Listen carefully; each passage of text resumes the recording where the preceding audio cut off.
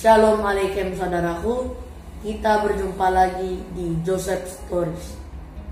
Belajar firman Tuhan bersama-sama tanpa menambah dan mengurangi makna yang terkandung di dalamnya. Kita tahu bersama hukuman bagi yang menambah atau mengurangi isi Alkitab itu, bukan?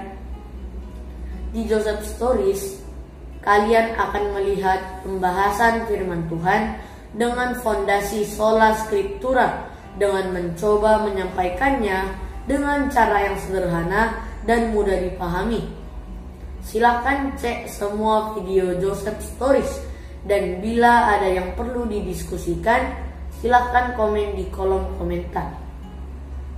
Saya pasti akan terbuka dengan diskusi karena semuanya untuk kemuliaan Tuhan. Jadi, mari kita belajar kebenaran. Dengan mengetahui kebenaran, kita akan mengenal ajaran-ajaran palsu dan tidak alkitabiah. Bukankah pedagang emas tahu membedakan mana emas yang asli dan mana emas yang palsu? Dari mana dia tahu? Karena ia mempelajarinya setiap hari jauh sebelum membuka toko emas.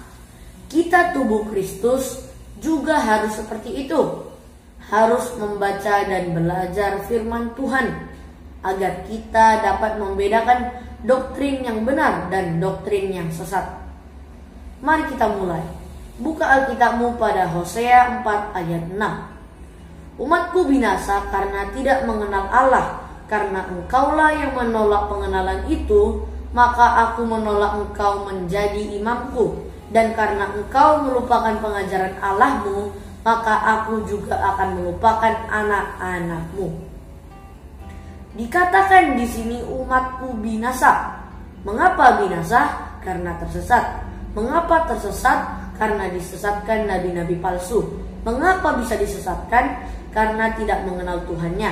Mengapa tidak mengenal Tuhannya? Karena tidak mempelajari dan membaca firman Tuhan yang merupakan Tuhan itu sendiri. Mari kita baca Yohanes 1 ayat 1 sampai 4. Demikianlah firman Tuhan. Pada mulanya adalah firman. Firman itu bersama-sama dengan Allah, dan firman itu adalah Allah. Ia pada mulanya bersama-sama dengan Allah. Segala sesuatu dijadikan oleh Dia, dan tanpa Dia tidak ada suatu pun yang telah jadi dari segala yang telah dijadikan. Dalam Dia ada hidup, dan hidup itu adalah terang manusia. Terang itu bercahaya di dalam kegelapan, dan kegelapan itu tidak menguasainya. Jelas di sini dikatakan saudaraku bahwa kegelapan tidak dapat menguasai terang. Oleh karena itulah kita harus dalam terang kasih Kristus, sehingga kita mempunyai senjata dalam menghadapi pengajaran-pengajaran yang sesat. Karena dunia saat ini penuh dengan ajaran-ajaran yang menyesatkan. Buka Alkitabmu pada Matius 24 ayat 11. Demikianlah firman Tuhan.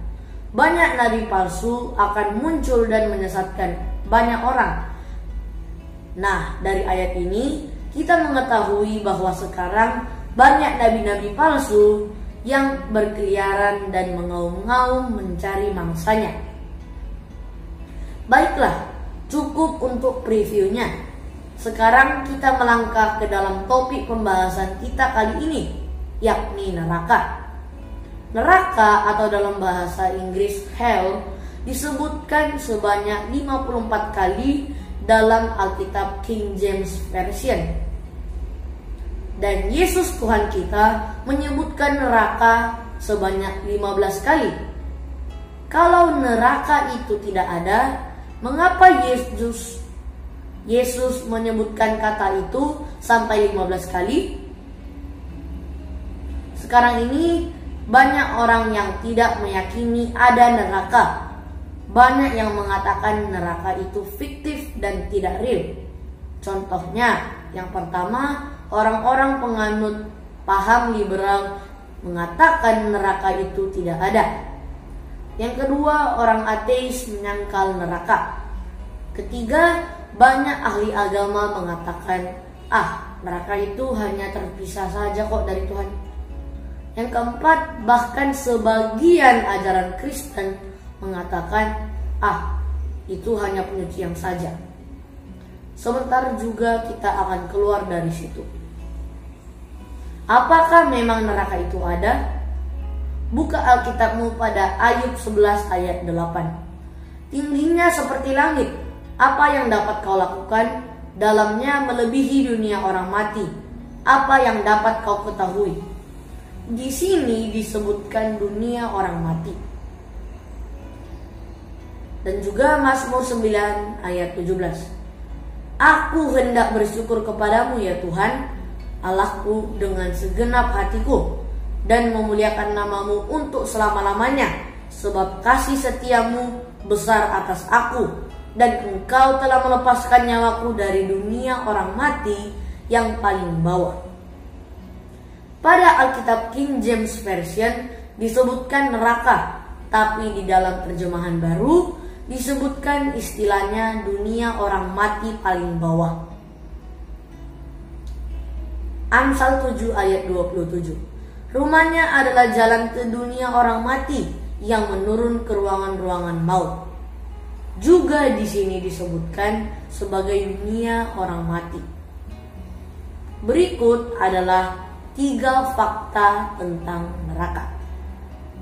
Yang pertama, neraka itu tempat penyiksaan, bukan tempat tongkrongan atau minum kopi. Mari kita baca Lukas 16 ayat 23. Orang kaya itu juga mati lalu dikubur, dan sementara ia menderita sengsara di alam maut, ia memandang ke atas, dan dari jauh dilihatnya Abraham dan Lazarus duduk di pangkuannya. Yang kedua, neraka itu durasi waktunya tidak ada alias selama-lamanya. Begitu kamu masuk ke situ, kamu akan berada di tempat itu selama-lamanya. Mari kita baca Wahyu 14 ayat 11. Maka asap api yang menyiksa mereka itu naik ke atas sampai selama-lamanya, dan siang malam mereka tidak henti-hentinya disiksa, yaitu mereka yang menyembah binatang serta patungnya itu, dan barang siapa yang telah menerima tanda namanya. Yang ketiga, tidak bisa keluar dari sana. Mari kita baca Matius 25 ayat 46.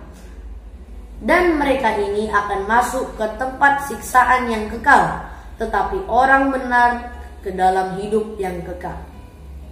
Namun saudaraku, kalian tidak perlu masuk neraka, sebab Tuhan sudah menebusmu dengan darahnya yang tercurah di kayu salib.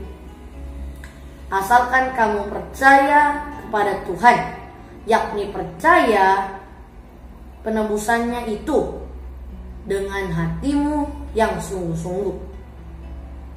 Mari kita baca 2 Petrus 3 ayat 9. Demikianlah firman Tuhan.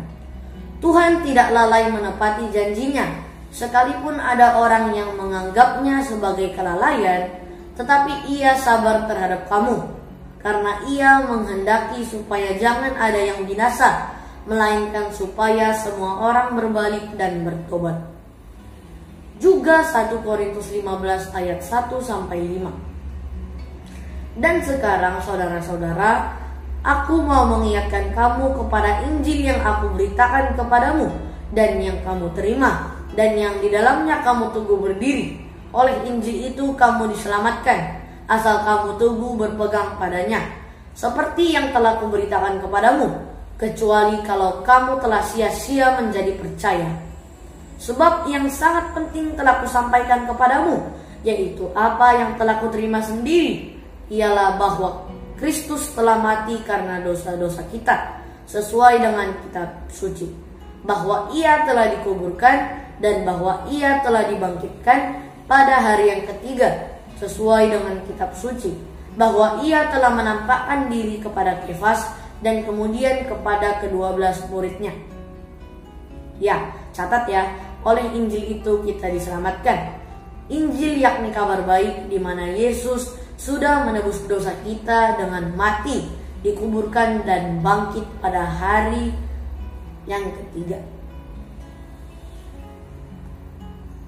Pertemuan kali ini akan saya tutup dengan membaca 1 Petrus 2 ayat 9. Tetapi kamulah bangsa yang terpilih, imamat yang rajani, bangsa yang kudus, umat kepunyaan Allah sendiri, supaya kamu memberitakan perbuatan-perbuatan yang besar dari Dia yang telah memanggil kamu keluar dari kegelapan kepada terangnya yang ajaib.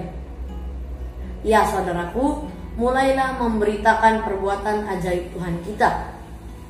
Maju terus dalam Kristus. Haleluya.